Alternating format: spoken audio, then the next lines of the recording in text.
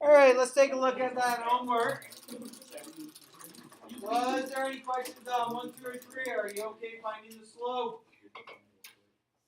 Looks like number 3 would have came out as a 0 slope, right? Because the top looks at 0. Is there any questions on 1, 2, or 3? Too much talking.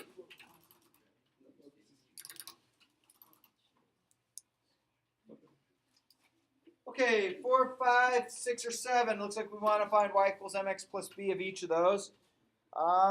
Any questions on 4, 5, 6, or 7? Yeah. 6. Number 6. All right, number 6. We can generate kind of a rough graph of this. Enough with the pen.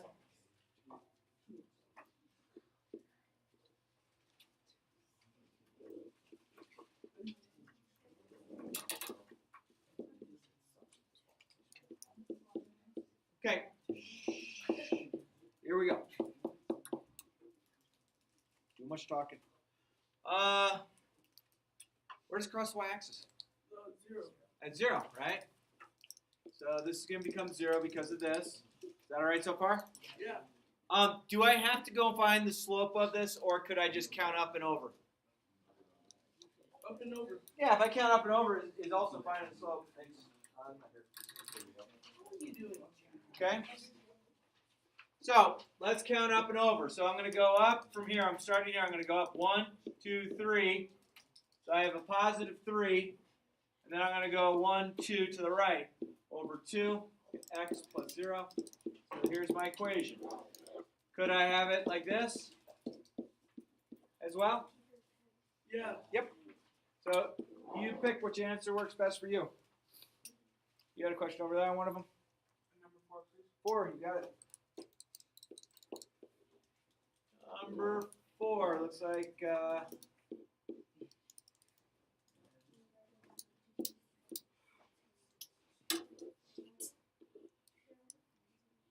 that's 0, 3, and that's 2, 2, right? All right. Shh. So we're going to use y equals mx plus b.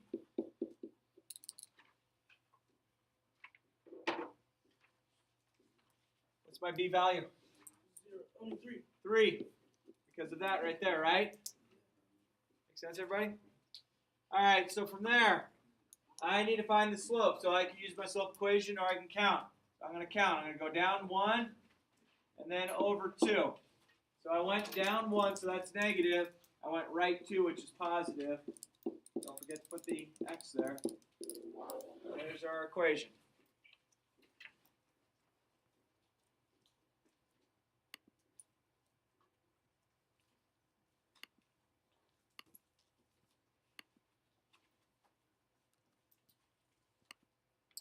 Cool. Any other questions up to number 7? Okay.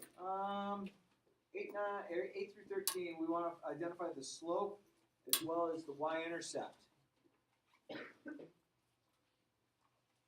I would say 10 and 12 are probably go-tos, but are there any others that you want to see? From 8 to 13. 11? Okay. Number 11. So we want to make this look like this. Meaning I want to get my x or my y by itself, and we know this is our slope, and this would be how we'd find our y-intercept. And if we found it as a point, it would look like that. Okay? Add 3x.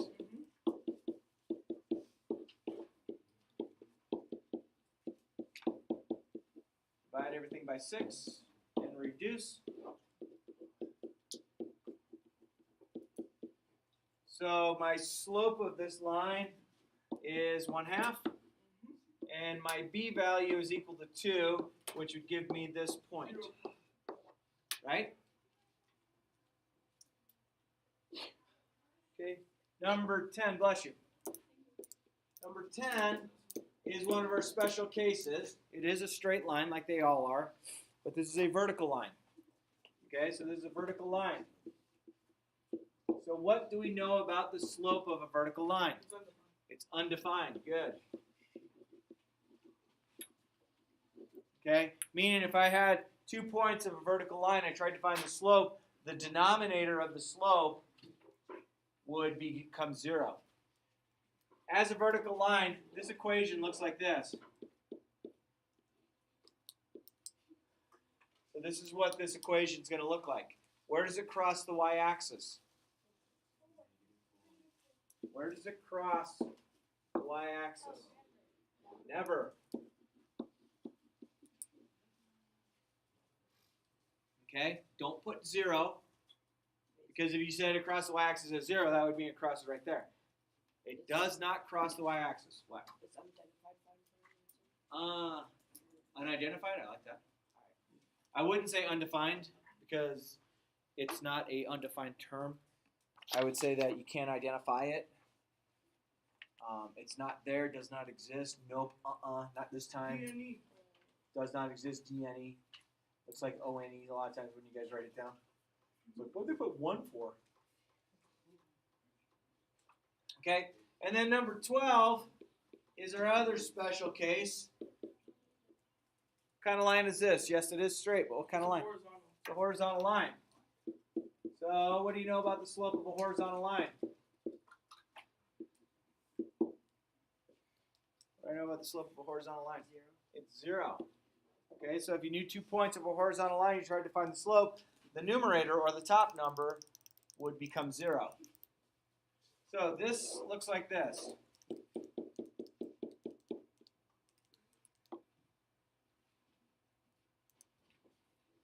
So where does it cross the y-axis? 9. Yeah, so my b value is 9, which yields me this point. Okay.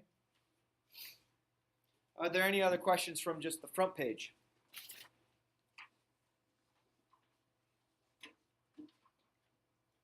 The back page looks very similar to our notes, correct? Yeah. Any questions on any of those? Yeah. 18? Okay.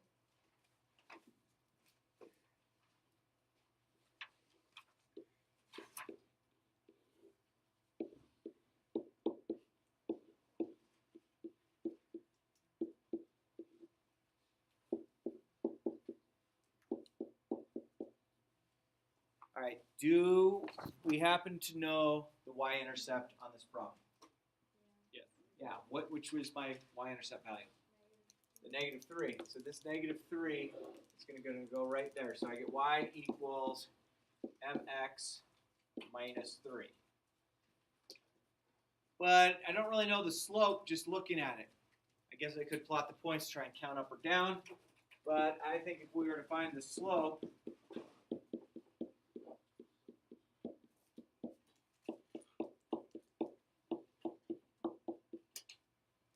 plug it in. So I get, what is that, 2 minus 3, which is going to be 2 plus 3.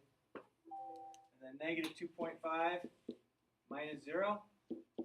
So that's going to be 5 over -2.5.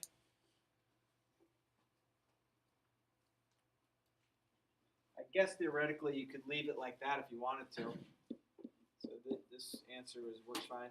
I would put the negative up top though. I think it's fine if you leave it in that context. Okay. What else on that backside? Yeah.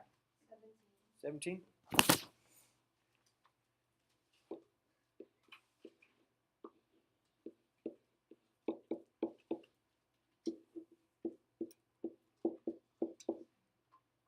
Okay. First thing I would recognize, we have this written in functional notation. Functional notation means I'm plugging some value in for my x, I'm getting something out for my y. So this yields to this point. Eyes up here, watch this point. Ready? See if you can decipher how I got that. Any idea what the other point's going to be? 2. Yeah, 2 comma -1. Does that make sense? Do I happen to know where it crosses the y-axis at -1? So, and So you remember yesterday I kept saying you keep putting it as a point. By you putting it as a point allows you to start recognizing if it comes out. If you have 0 comma something, that something becomes your b value. We get y is equal to mx plus -1. So y equals mx minus 1 if you wanted to. I guess at this point we could say, well, let's go ahead and find the slope.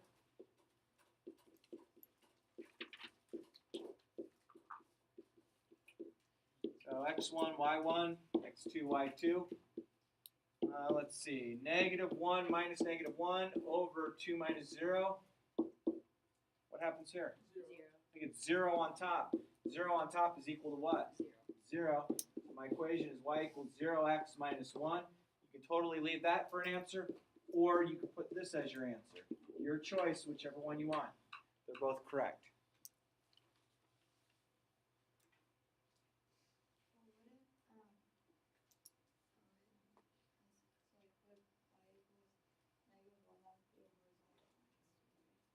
Yeah, it's a horizontal line, absolutely. Other questions from the back? 24? Okay. 24 is written in functional notation as well. Just did one, just like this. So what point does this yield? 6, -2. And this one is 0, -5, right?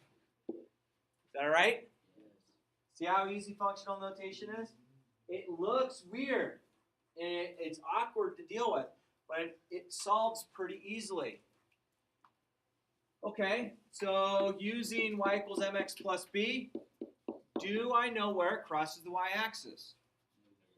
At -5. This is written as where it does, so that -5 goes there. If this is not a 0, then we can't do that. We have to go a different route. But I have y is equal to mx plus -5, which is y equals mx minus 5, if you wanted to write it that way. And from there, we should probably go in and find the slope.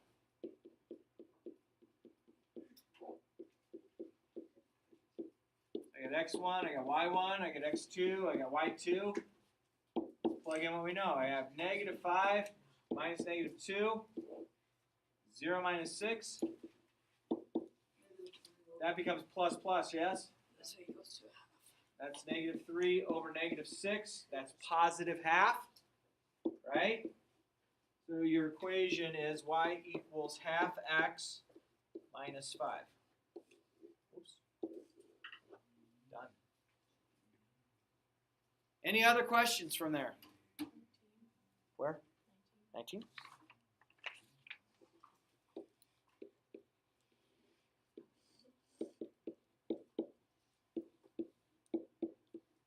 Okay, they already told us the slope. We don't know the y-intercept, correct? So let's go to our equation, y equals mx plus b. I know my slope automatically, so I get y equals 2 over 3x plus b. I have a point here, so that's an x, that's a y value. So our y value goes here, and our x value goes here. So I have 4 equals 2 over 3 times 3 plus b. What's 2/3 of 3? It's 6 over 3, which is 2. Subtract 2, so 4 minus 2 is 2. So now I get a b value of 2. So my answer is y equals 2/3 x plus 2. Done.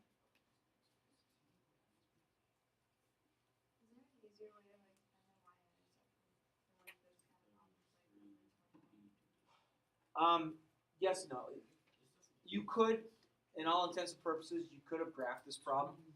So let's do this. 19. M is 2/3. What was our point? 3/4? 3/4? So let's just do this. Insert, or no, let's go math, graph, quadrant. Oops. Move it here. right. So, oh shoot, graph. All right. Math, graph.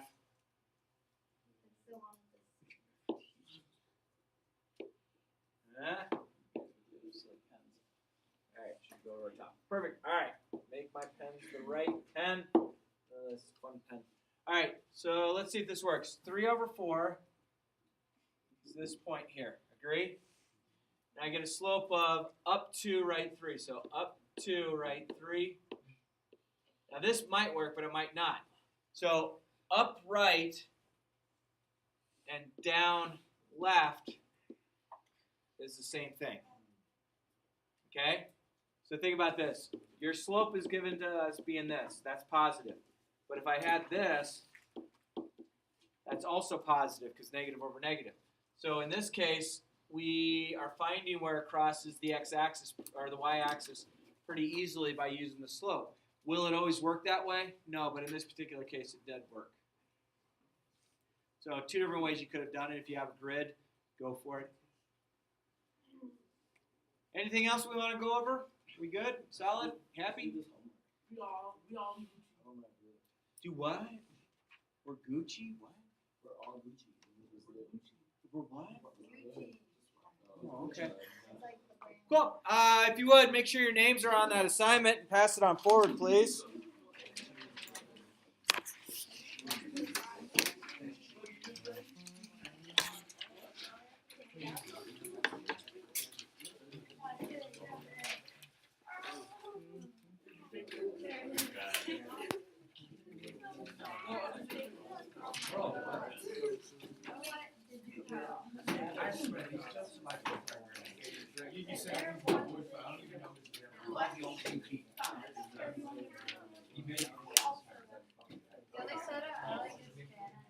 Did you get that?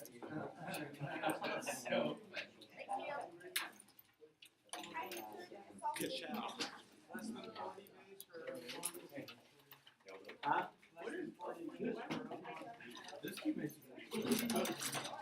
Star Wars.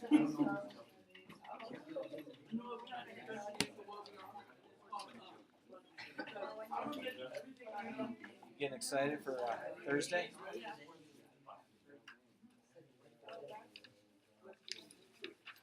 I'm one of the tabular judges, so I got to add up the points. They figured I have a degree in math, so I add.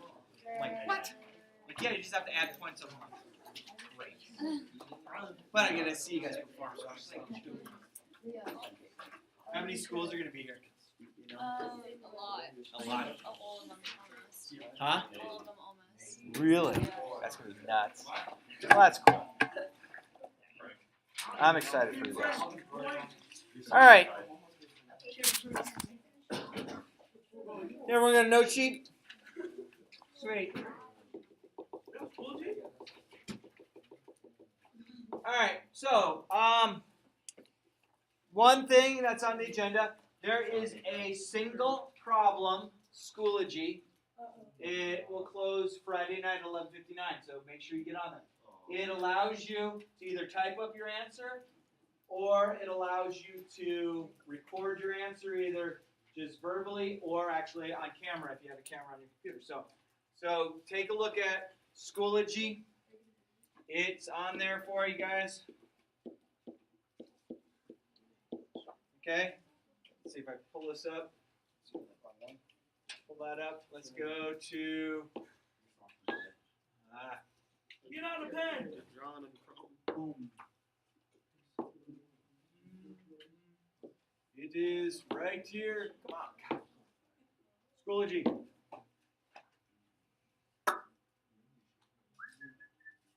you like?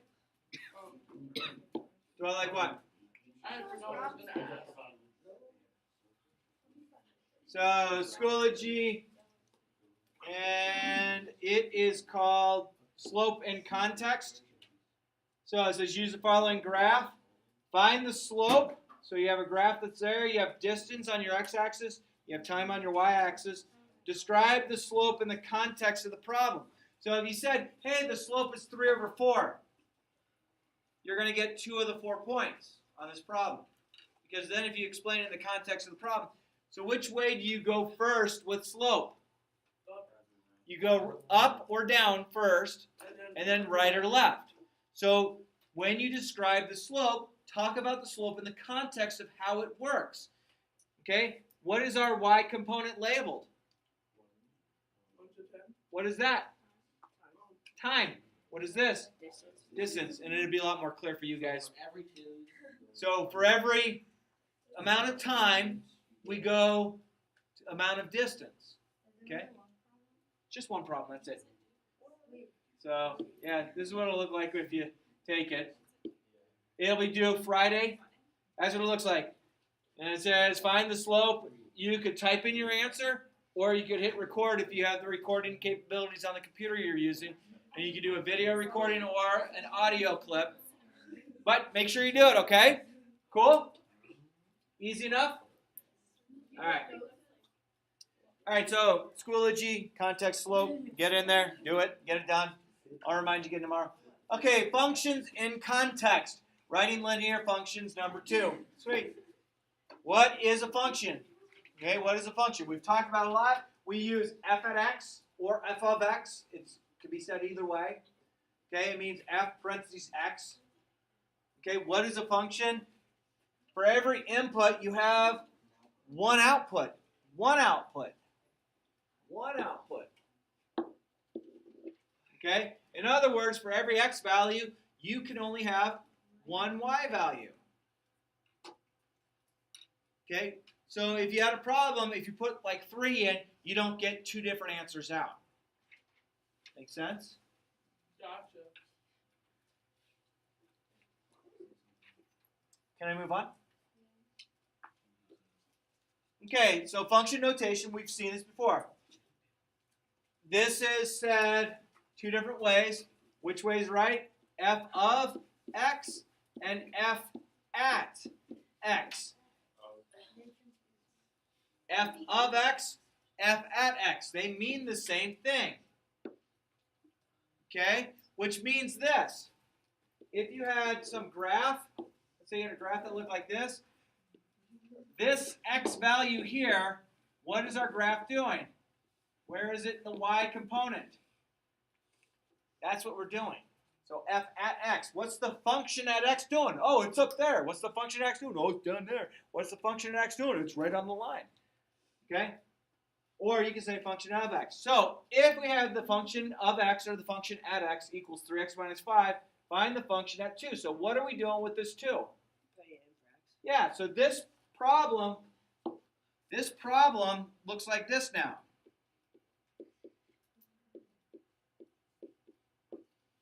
Notice there was an x there. I replaced it with a 2. Okay, do I really have to put this? No. But I'm just showing you what the context means. And then you do the math. So 3 times 2 is 6 minus 5. So I get 1 for an answer. So this yields me the point 2, 1. Remember we just did that? We had it written as functional notation on the homework. And it said, what point was it? Well, I plugged in a 2. And I got out a y, or a 1. I plugged in a 2 for my x. My y became that. F at x is the same thing as saying y is the same thing. Okay, one's functional notation, one's not. Is there a difference what the graph looks like? No. What do you think I do on the second one? Plug in 0. So function at 0 is equal to 3 times 0 minus 5. So this gives me an answer of what?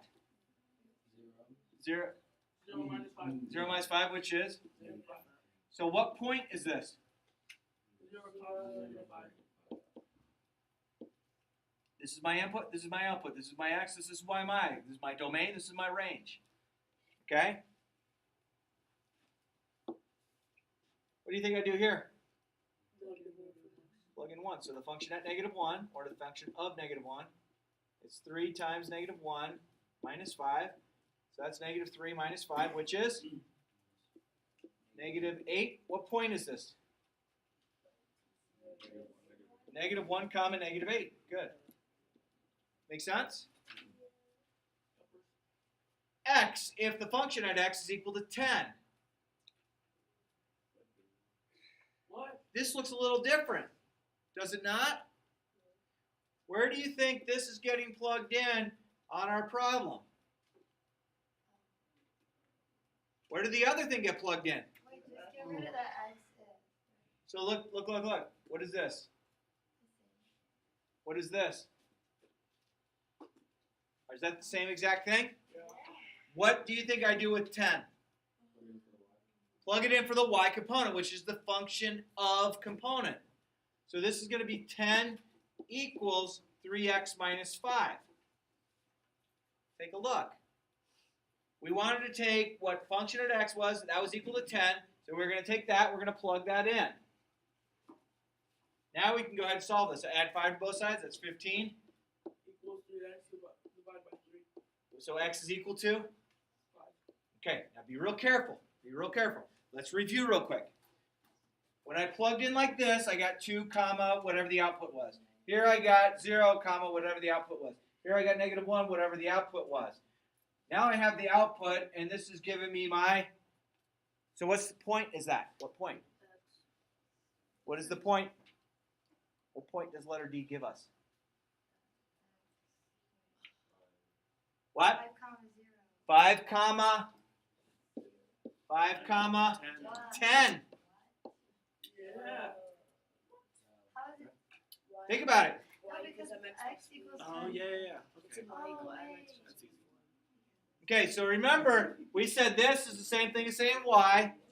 So our y component, we can have x comma y, or we could have x comma function at x. These mean the same thing. They yield us a point. One's in functional notation, one's not. Make sense? Sometimes that's a tougher thing to wrap your head around, but I will tell you, like on the ACT and the SAT, they will write things in functional notation. What does it mean? The exact same thing as having a point. It means the exact same thing. So why do they put it in functional notation? I don't know. It's a smarter way to do it. I don't know. So function at x is the same as y. Function at x is the same as y. Function at x is the same as y. Okay? So do you use functional notation in like geometry and like trig? A lot of times it's used in a word problem because it's telling you what's the motion of your problem. Okay? So Lexi had her car towed when it broke down. Okay? So poor Lexi. It cost her $3 per mile to get the car towed plus a flat fee of $50. The function for her cost is C at M. That's the same thing as Y, correct? M is just the variable, so we could call that X. So this equation looks just like us saying this. It's just they use functional notation to represent a cost. Okay? Determine P at 12.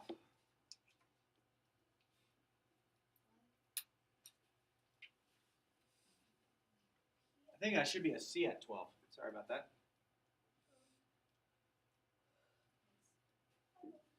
What is C at 12? How do we do it? Yeah. So I have C at 12 is equal to 3 times 12 plus 50. So 3 times 12 is 36 plus 50. This is 86. What does that mean in the context of the problem?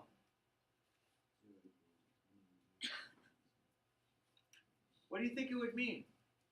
Lexi's getting her car towed. It costs her $3 for every mile the car's towed plus a flat fee of 50. So Lexi calls the pickup truck. Guy comes. Oh, you need a tow? Yeah. She's handed $50 over right then and there. Car's not even on the truck yet. Guy puts it on the truck, drives it to wherever she needs to go. So in this case, drove it 12 miles to the fix-it place. But it cost her $86 to get it. Do companies charge flat rates? Yeah. Plumbers do. Electricians do. Your air conditioning and heater repair people do. They all have a flat fee. They have something called the service call fee. Okay? You call them up saying, hey, it's getting cold. Well, not really now yet. It should be snowing soon one of these days, I imagine. But there's going to be a certain point come this winter that I imagine we will have the heat have to turn on in our homes. And sometimes a person will go and turn their heat on for the first time going, uh-oh. But it always smells because you get dust collection on your coils. So that's just it burning off. And that's normal. So it does smell. But there are some times where it's like, And then that's where your mom or dad go and they start pulling things apart going. And then they come upstairs going, I don't know what the heck's wrong with it. It's not turning on. That's right. Let's be wrong with it. What should we do? Let's call that guy. This is Reggie. I'll be out to fix your heater. I charge, for me just to come out and look at it and say, yep, it's not working. So for doing the same thing that you were able to decipher, he's going to charge you or she's going to charge you.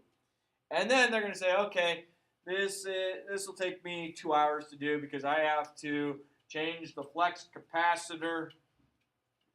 Going a little back to the future. So. Yeah, it could be. Or you need your heater element's cracked. What does that mean? You need a new heater. Well, how long is that going to take? Well, we have one on sale for $1,640 plus installation. How much is installation? It's like a 19-hour job. Oh, God, no. You never know. I mean, you're not going to survive. I tell you what, when I lived in Arizona, you want to make big money. You go become an air conditioner repairman in Arizona. Now, they had to make a state law for this. Air conditioner repairmen have to show up with 2 people. You guys want to know why? Why? When the air conditioner goes out, and it's on, a lot of times your air conditioning unit's on the roof of a house. So that person is up on the roof of a house. It's 120 degrees outside. You have radiant heat coming out of the attic at 160 plus degrees. They send the second person with them so the person who is repairing the air conditioner on the roof doesn't die because of heat exhaustion. That's how hot it gets. These guys, I'll tell you what, I remember there was a couple times where it's like, mom coming in, hey, just want to let you know, it's going to be hot in the house today. Why? The air conditioning's out. So you're sitting there going, I can hack it because, it's, 7 o'clock in the morning, it's 90 degrees, so it's still tolerable in your house. And then it hits those triple digits by 10. And all of a sudden you're like sitting in your living room going, it's hot. So you know what you do? You go jump in your pool and you sit in your pool and you wait for the air conditioner repairman who says, yeah, it's $125 an hour for me to come out and repair it and $80 for the service call. I'll give you my firstborn, just fix it. I mean, seriously, it gets that bad. It's so hot. Woo, man. All right, but I tell you, those guys, a good friend of mine, his father, had an air conditioner repair company. What did he do all winter? Golfed. The guy would make $200,000 to $300,000 just during the summer, and then for 6 months he would golf. Yeah. When I was living in Arizona as a little kid in Vegas, I remember our AC broke. Oh yeah. But, my parents, the AC guy couldn't come for a while, so, Your parents were you almost got promised off to the I'll give you my kid. Triple digits, but, I remember my dad, he's like, I can't take any more of this. So he took, a fan and he put it on our freezer. There you go. And he opened the door and he just tied it over, rubber bands. Yeah. That's good for, stuff. 4 days. It was great. I'll come to you in a sec. Let me get this last thing. Determine the output of the function when the input is 100. Determine the output. So this is the output right here. So determine the output of the function when the input is 100. Well, our output is equal to 3 times the input plus 50. Okay, so this is the same thing as our equation. C at x is equal to 3x plus 50, which is the same thing as y equals 3x plus 50. So now we're trying to put it in the context. Our output is equal to 3 times the input plus 50. Determine the output of the function. Determine the output of the function when the input is 100. Interpret both the output and the input in the context of the problem. Where am I putting 100? Right next to the 3. Determine the output. We don't know.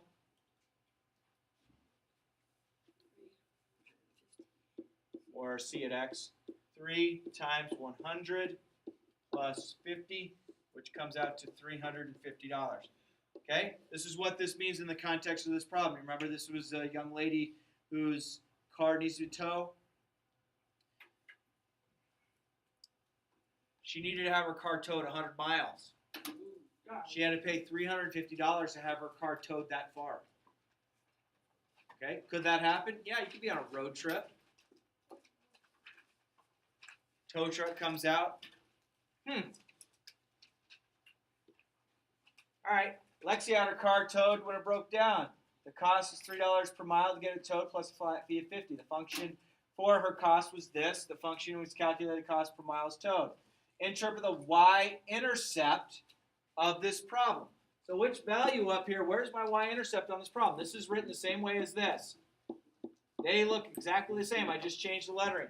What is the y-intercept up here? 50. So it's 0, 50. So 0, 50. What does this mean in the context of the problem? That's the flat rate. Yeah.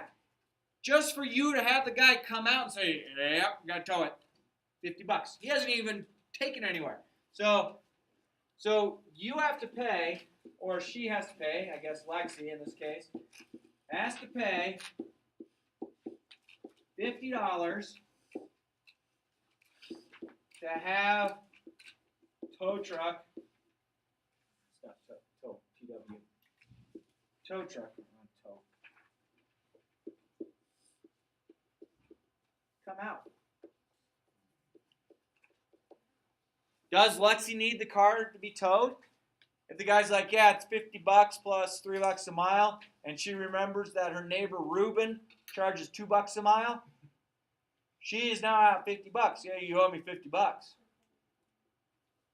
You know what happens if Lexi doesn't pay the $50? Tow truck guy takes her to small claims court, wins $50 plus court costs. Determine the number of miles her car was towed if she was charged $400. So let's look at our equation. C at M is equal to 3M.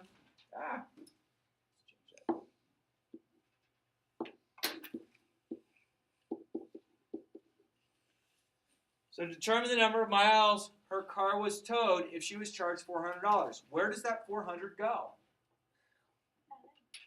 Does it go in for the M value? It goes in for the C at M. This is the C at M value. Okay? Lexi was exhausted. She took a nap. The guy drove her to the service station. He said, okay, it's $400. And she says, shoot, how many miles was that?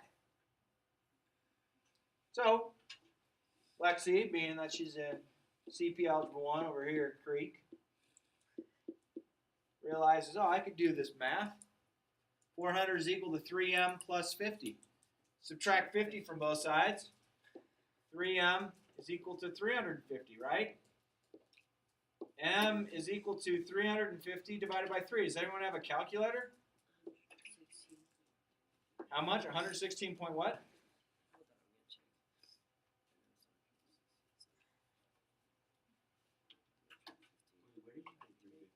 116.666.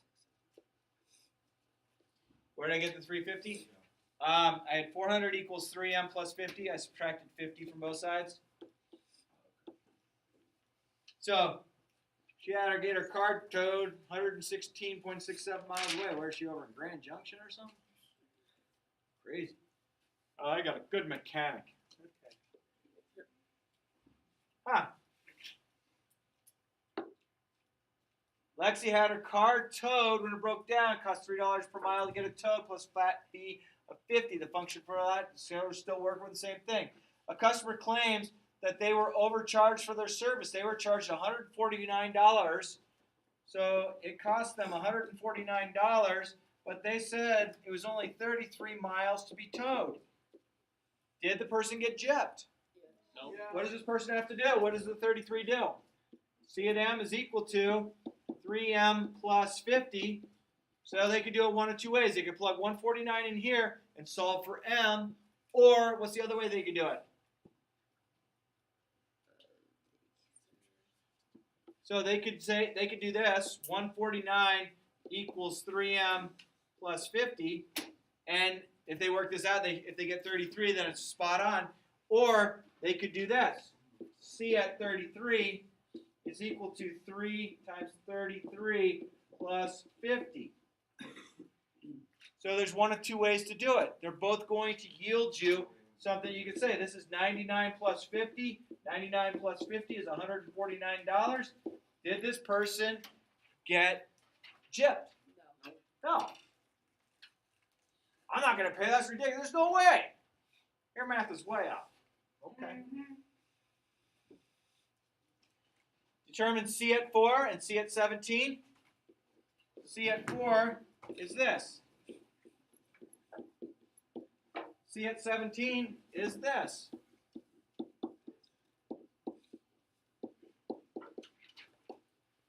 Okay, so that's going to be what? 12 plus 50, which is 62.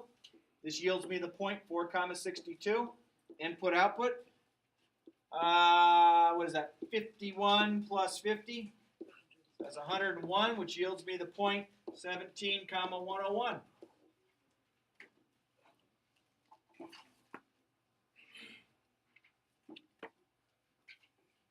Almost there. If y is equal to 79, determine x, the number of miles towed. So, where does this get plugged in? Where does that get plugged in? Where does that get plugged in? Right here. That's the y value, right? 79 equals 3m plus 50. Subtract 50. What is that? 29 equals 3m. So m equals 29 over 3. Yeah, I figured out decimal-wise.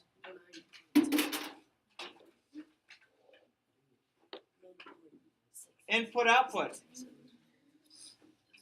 So, if I were to use this 13, I have 13 is equal to negative 3x plus 4. Solve it. That's 9 equals negative 3x. X equals negative 3. This one, where's that negative 4 getting plugged into? To the x, right? So it looks like negative 8. Where's this negative 14 getting plugged in? The y. Subtract 4. That's negative 18 equals negative 3x. So what's my x value?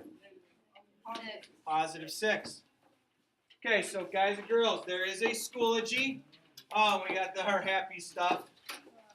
And then your assignment for tonight is worksheet number 2. So it's page 113, 114. Page 113, 114. And Schoology is due Friday.